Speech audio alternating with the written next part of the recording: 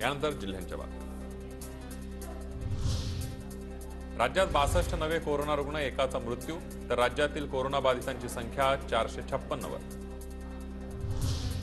राष्ट्रसंत तुकडोजी महाराज नागपूर विद्यापीठाच्या 22 जानेवारीच्या परीक्षा 28 जानेवारीला होणार। 22 जानेवारीला सार्वजनिक सुट्टी जाहीर झाल्यानं विद्यापीठाचा निर्णय।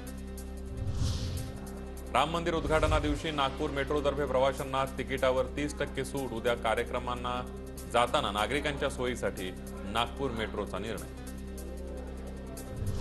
मराठा समाजाचे शैक्षणिक आणि सामाजिक मागासलेपण तपासण्याचं काम युद्धपातळीवर होणार। 23 तारखेपासून घरोघरी जाऊन सर्वेक्षण करण्याचे परभणी जिल्हाधिकाऱ्यांचे निर्देश।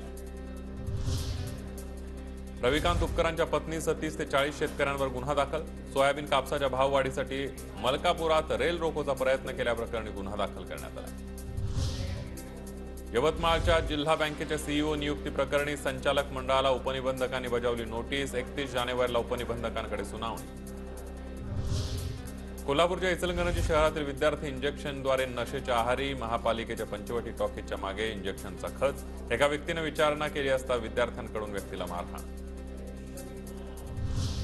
भारत पाक युद्धात पराक्रम गाजवलेल्या रणगाड्यांची सिंधुदुर्गात मिरवणूक। पुण्याच्या खडकीतून निघाल्यानंतर रणगाड्याचे ठिकठिकाणी स्वागत। T-55 रणगाड्याचं कुडाळच्या barrister Nath Pai central स्कूलमध्ये आगमन।